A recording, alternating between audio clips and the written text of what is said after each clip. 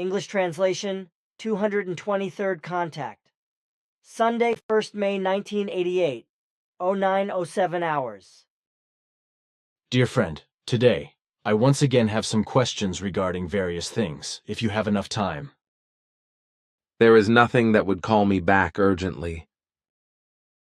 So therefore bring forward your questions. You, as well as Ptah and Simyase, once played the strange humming sounds of the earth to me through your apparatuses, which I cannot perceive in nature. Unfortunately, because my hearing senses are not so sensitive that I could hear these sounds, which should very well be possible for other people, however, as you have explained. The sources of these sounds are very diverse, as your cognition yields, and these or similar sounds should, according to your information, also appear on other worlds as well as on asteroids, comets, meteors, suns, and dark clouds, as well as with cosmic nebulae and even in every black hole, etc., so not only on the Earth. All electromagnetic waves, as well as the northern lights and solar winds, etc., belong to these sound sources. You named the sounds Symphony of the Earth, or Symphony of the Planets, as well as Symphony of Space, which is also entirely incorporated into these sounds, like also the atmospheres of planets and suns and even all material and immaterial things of every kind, concerning which you have spoken of a symphony of the spheres. This symphony, that is to say these sounds, are, so far, still unknown to the earthly scientists in particular and to the people in general, other than just the exceptions to the rule, even those people who perceive these humming sounds, that is to say, symphony of the earth, and who are of the opinion that something is not right in their heads, and thus, not that real things are going to and fro. Can you once again officially explain what it actually concerns with these humming sounds, if it should not remain a secret? It does not have to remain a secret because in about 10 to 15 years, a portion of the earthly sciences should also encounter these things. Moreover, it concerns the fact that every planet, every comet, every larger asteroid, meteor, and every sun, as well as the nebulae and clouds in space and space itself, as well as every black hole and all material and immaterial things existing at all produce certain tones and sounds, which we, as you said, actually call symphony. Within the entire realm of the creation or of the universe, nothing exists that would not be incorporated into these symphonies. So therefore, all material and immaterial things generate certain tones and sounds and even symphonies in a swinging wave-based form, which usually cannot be perceived by the human ear because these move in too low or too high frequencies for this. Only through abnormal, degenerative, physiological changes can these sounds or symphonies be perceived by human life forms, whereby these then become effective in an extremely consciousness-impairing, nerve-wracking, and psyche-damaging manner. The frequencies of these symphonies or sounds reach into all levels, so thus, the lowest sounds, like humming sounds, as you say, are given as well as the highest whirring sounds and shimmering sounds, etc. As the frequencies are virtually countless in their number, these are also the sources of the sound symphonies, for these relate to all that exists of the material and immaterial. Thus, if one starts from the earth, then these sound sources are, for example, the waters, in terms of the deep sea movements, as well as the movements of the waters of the lakes, rivers, streams, creeks, and springs. Even the roar of the waves, the small and mighty storms, the tectonic movements of the earth's interior, the bubbling of magma in the earth, and the eruptions of the volcanoes belong to these, as well as the rain, hail, and the various layers of the atmosphere, which rub against each other, as well as the winds against the trees, grasses, flowers, houses, mountains, sand dunes and deserts, steppes, icebergs, glaciers and surfaces of ice, as well as against windmills, wind turbines, ships, aircraft, rockets, missiles, and vehicles of all types, against land surfaces and everything else that materially exists. Also to be noted are the voices and sounds of humans and animals, insects, birds, and fish, and any other water creatures. All sounds together form the actual symphony of the planet, as we call it. And as this happens in the purely material realm, so this also happens in any immaterial sphere in the entire universe, each of which also produces its own symphony, like also fog flowing on the earth or nebulae existing in space and all other formations that are absolutely impossible to cite in their number because everything is so immeasurable that it could neither be grasped by purely human understanding nor by technological possibilities of any kind. Thanks.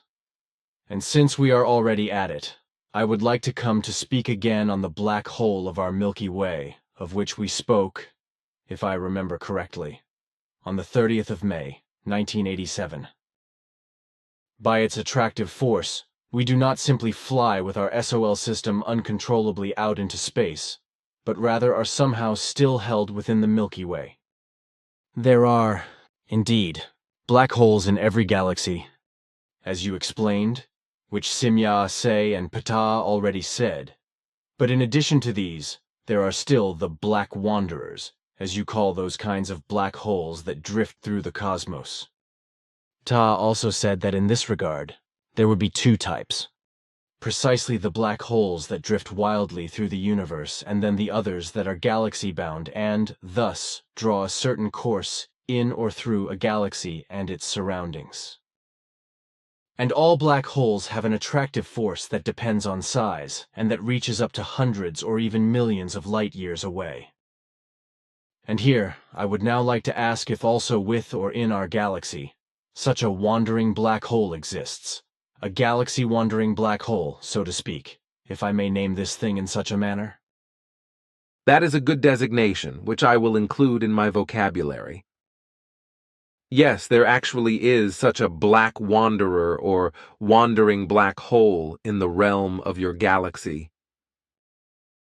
Nevertheless, it is a smaller structure than what the actual central black hole of the Milky Way is. But still, it is very remarkable and draws an extensive course through the galaxy, and to be sure, at around 6,400 light-years of distance from the actual center of the Milky Way. In addition to this black wanderer, there are still some other wandering black holes in the nearer and further surroundings of the galaxy, one of which from time to time also exerts a determining influence on the planet Venus of the SOL system. I understand. Then something else. Do you know to what religious persuasion Jmmanuel's parents, Mary and Joseph, belonged, what this was, and from where the two actually came? Were they actually Nazarenes? A pastor who is very partial to my contacts with you asked me whether you would know anything about this. Unfortunately, I have never attended to these interests myself, and thus have not tried to find out something. The facts about Mary and Joseph are very well known to me, which you know very well, so I do not understand why you present yourself as ignorant in this respect. I naturally know about your knowledge of the matter. The dumb question is whether you would know the answer. I simply slipped unintentionally. Excuse me, please. I understand. To answer the first part of your question, Mary and Joseph did not belong to any religious persuasion. They were natives of Tiberias, a place located at the Sea of Galilee at that time. Mary was the daughter of a merchant family from Tiberias, and Joseph was the son of a shipbuilder and carpenter's family, which was also located in Tiberias. And if you still want to have information about the two families, then I can say that Mary had 3 brothers and 4 sisters, and Joseph had 3 brothers and 2 sisters. At the time of Jmmanuel's birth, all siblings and parents of Mary and Joseph were still alive. What is still to be said, but which should also be well known to you, Joseph was not the biological father, but rather the foster father of Jmmanuel. The biological father was the extraterrestrial Gabriel. Yes, I know the history relating to this. Well, I once again have a question about the greenhouse effect on Earth, about which we have already spoken several times. In this connection, you said that the glaciers will melt rapidly all over the world. But what about the so-called perpetual snow on the high mountains here in Switzerland, on the Himalayas, and on all high mountains of the world in general? The age-old snow and ice fields of all mountains will also be affected by the great melting process.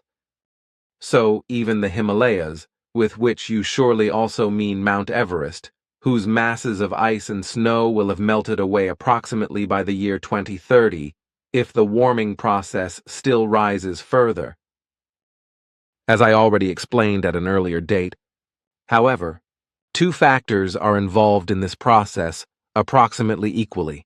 On the one hand, the Earth human being, with their senseless destruction of the environment, etc., and, on the other hand, the normal processes of nature, through which periodic, planet-wide climate changes are caused, which are acute in the present and near future time, and will further spread. So just the human being alone does not cause the changes, even though certain know-it-alls, devil-in-the-wall painters, and certain sectarians, etc., gladly impute the fault solely to the earthlings. This is clear, but there are always people who maintain some nonsense, like the man who was recently with me, and who wanted to fool me into believing that if one could travel through the universe at very high speed, then visually the stars would stretch in length like luminous strips. It was not possible for me to make it clear to him that this is not the case, and that I myself had experienced, on the great journey, that the stars retain their form, and that even all target stars center themselves in the central visual field in a bluish color when one flies toward them at great and even faster than light speed, while the distant stars located at the edge of the field of view are practically preserved in such a manner as they present themselves in the normal viewing form. You should be lenient towards these people, for on the one hand, they cannot understand these things yet, and cannot grasp them because they lack the necessary knowledge for this. And on the other hand, they also could not gain appropriate experiences like you did through an authoritative experience. With which you are indeed right. But I still do not understand that such people can just stubbornly persist in their stupid or even false assumption-based assertions, without taking into consideration or reflecting upon any other explanations, etc. But now, something else. Dr. Gross, whom I have known since my youth, and who always gave me the necessary medications that I took on my travels in the Near and Middle East, has asked me, since he knows about my contacts with you, what can be done about impotence in men in order to remedy this. In addition, everything connected to the realization of the increasingly appearing impotence would also interest him. As a doctor, you can surely tell me a few things about this, right? The increasingly appearing impotence in terrestrial man, as a rule, traces back to his own misconduct, which is based on the fact that one sits for too long with clothes, that is to say, laid together legs on chairs or in vehicles and flying apparatuses or on bicycles and motorcycles, etc.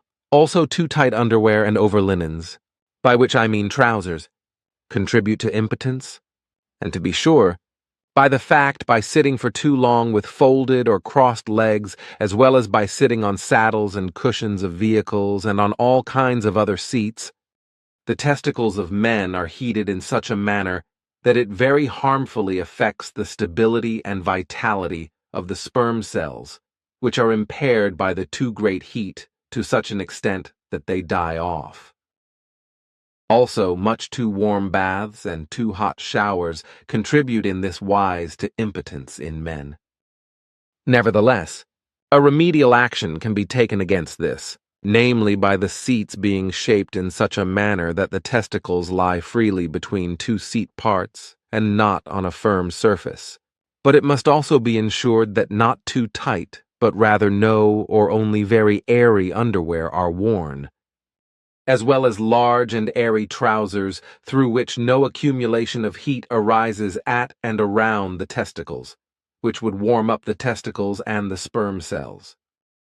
Through the aforementioned form of sitting and through the warmth, the testicles can no longer cool themselves. Consequently, the blood in these, which should ensure a cooling through its circulation, stops itself. Testicles and sperm cells do not need great heat, but on the contrary, a certain coolness, for only in such can the sperm cells thrive in a fruitful form. If, however, a partial or extensive impotence has already appeared as a result of too great a heating of the testicles, then there is still the possibility that this can be reversed in full or in part in many cases, namely by a permanent cooling of the testicles being carried out. This can occur, for example, through a special cooling belt. This is a skin-compatible abdominal belt, on which two cooling elements are mounted, which become gently pressed against the groin to the left and right of the testicles through an appropriate underwear leg garment. Since we are already talking about these things, can you still tell me what natural means, which are freely available to everyone, such as berries, algae, grain, herbs, spices, fruits, or vegetables, are the most effective against heart attacks? There are several of these. What can be brought to application most suitably is garlic, which contains very many antioxidants, like also apples, which, like garlic, are extremely healthy, whose antioxidants cause a slowdown of that cholesterol which can lead to a hardening of the arteries. Uh-huh. And what about saccharin, which was widely used during World War II as a sugar substitute? And what about the sweeteners that are used nowadays, like also the cyclamate, or whatever that stuff is called? Can I use this to reduce my increased weight, and even take such sweeteners instead of sugar? You should avoid that because sweeteners of various natural and chemical kinds, especially in the form of cyclamate, are partially very detrimental to health and usually cause exactly the opposite, namely, that they promote weight gain through increased appetite. Moreover, they are extremely unhealthy, as I already said. The body actually takes in many different sweetening substances, and particularly cyclamate, and thereby damages, as I said, one's well-being of health and one's immune system. And indeed, especially in those people whose intestinal functions are such that they even convert the sweetener in the form of cyclamate into cyclohexylamine, a poison that, in greater quantities, leads to high blood pressure and, thus, can become life-threatening. And in fact, many people also die from it, without the physicians being able to recognize the actual reason for the cause of death, due to the lack of knowledge of the harmfulness of cyclamate.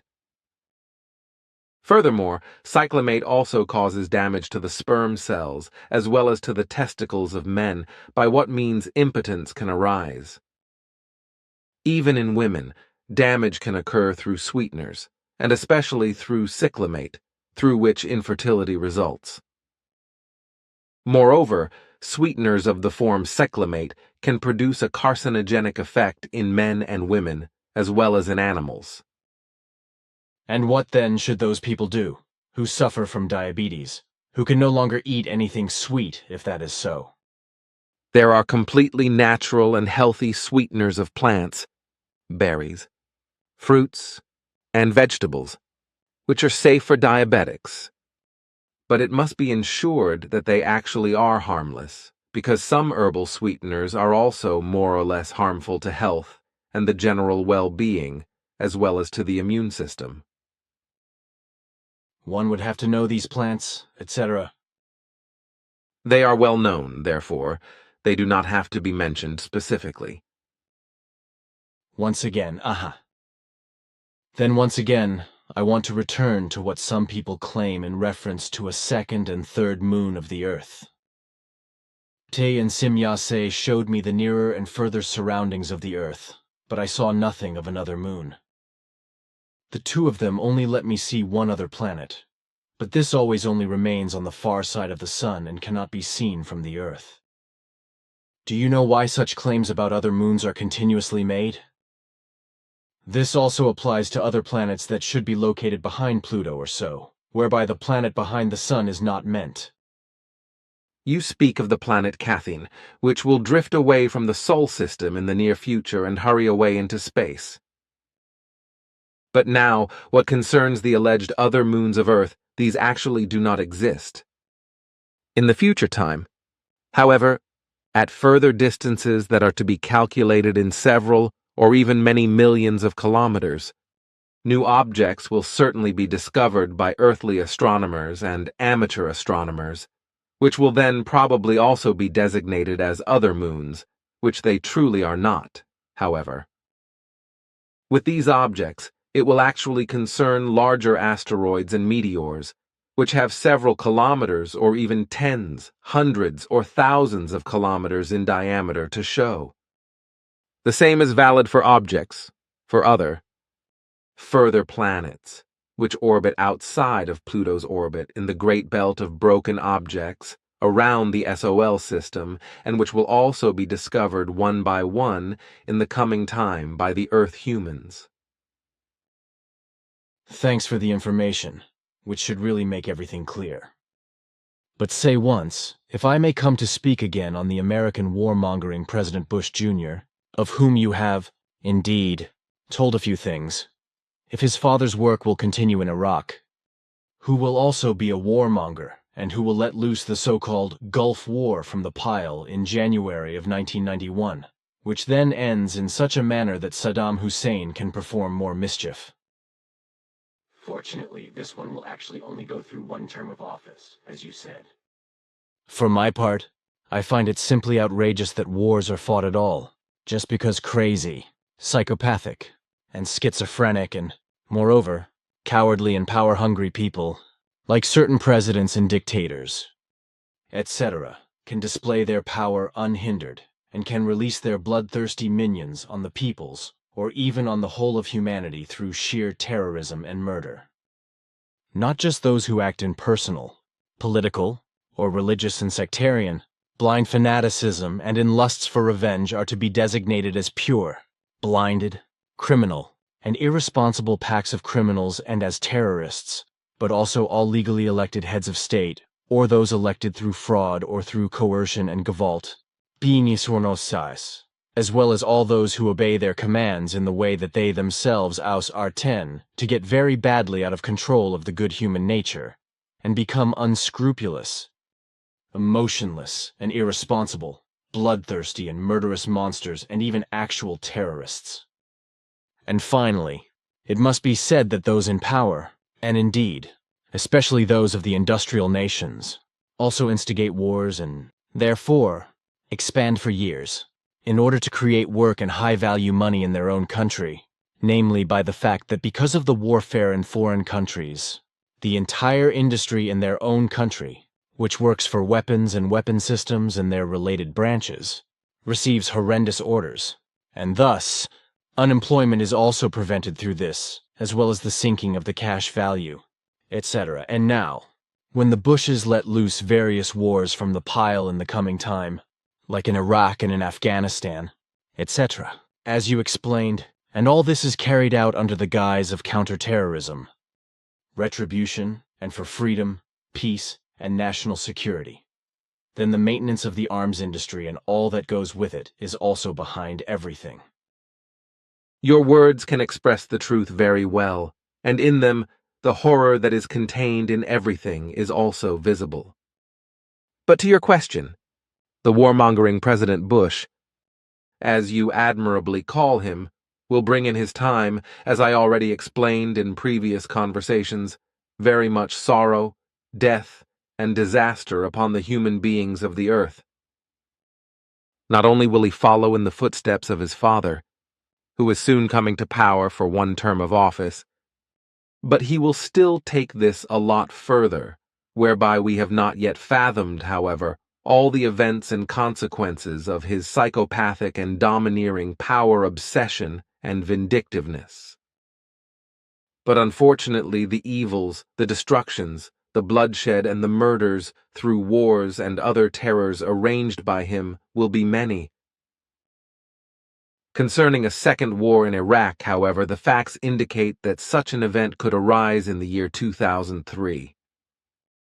But in this respect, we still have not gained any determining insights, because for the time being, everything is solely based on probability calculations. But these have yielded a high value towards the fact that the war could actually take place, if the rest of the world will not be filled with enough reason to stop the terrorist crimes of the vindictive, and human despising as well as human rights despising and irresponsible presidents at the given time.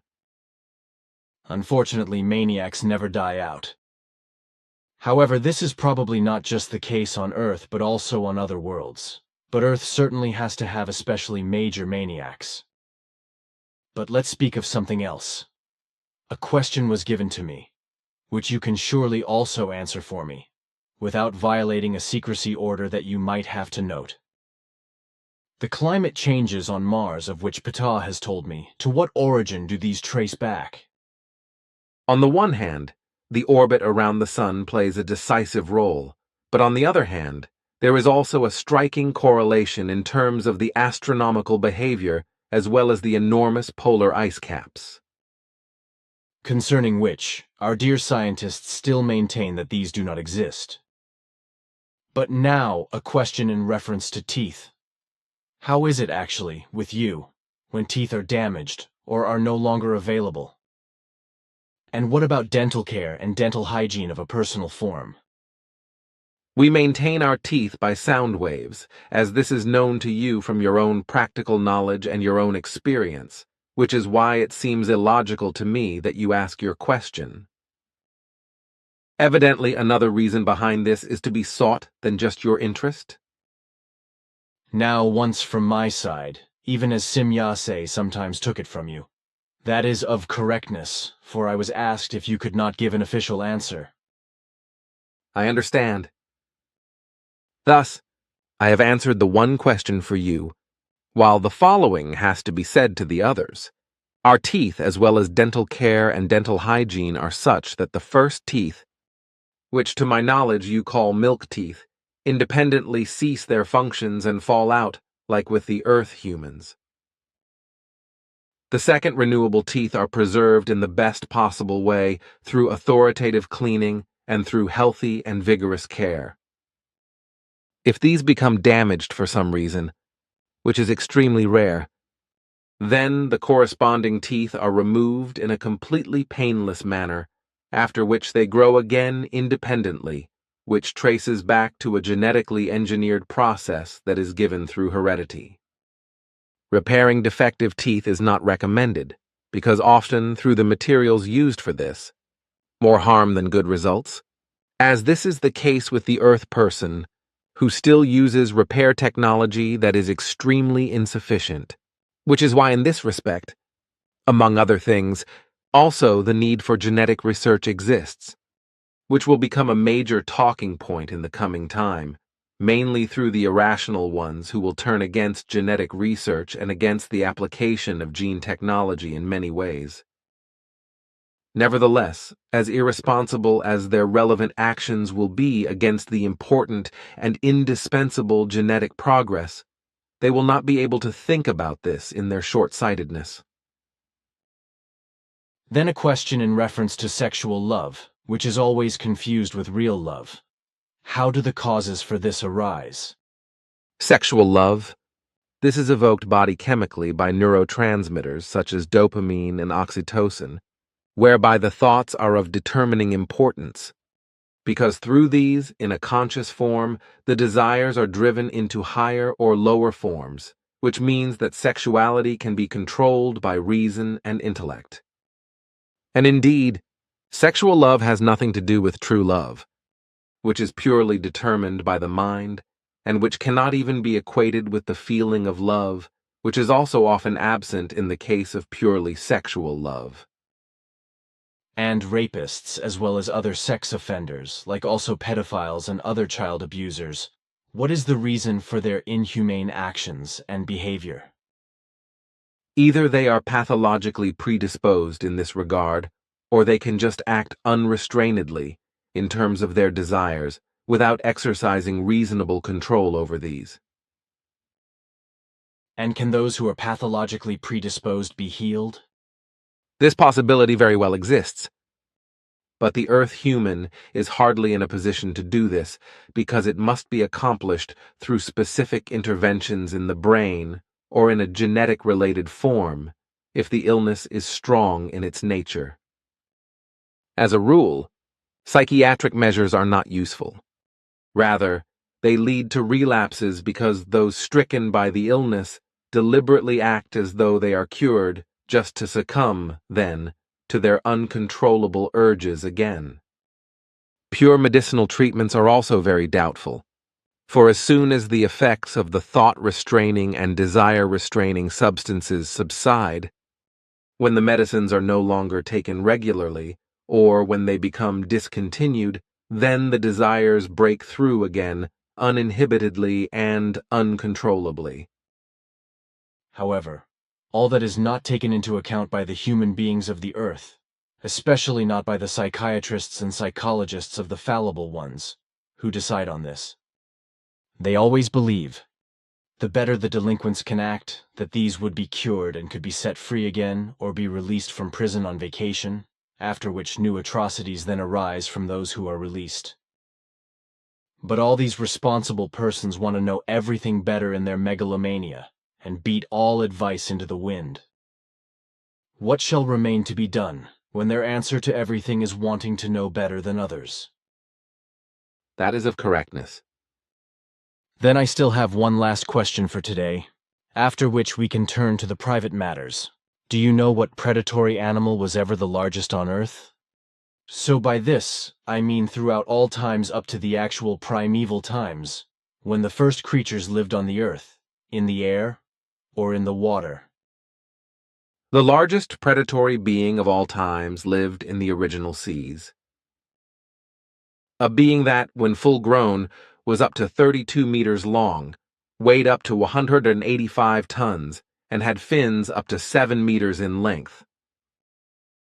Nevertheless, the average of these enormous creatures was about 25 meters, with a fin length of 3 to 4 meters and a weight of approximately 150 tons.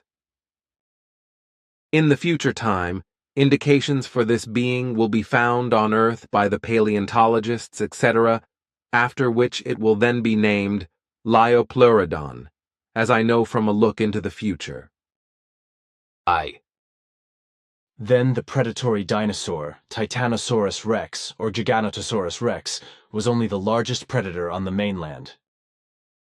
That is of correctness.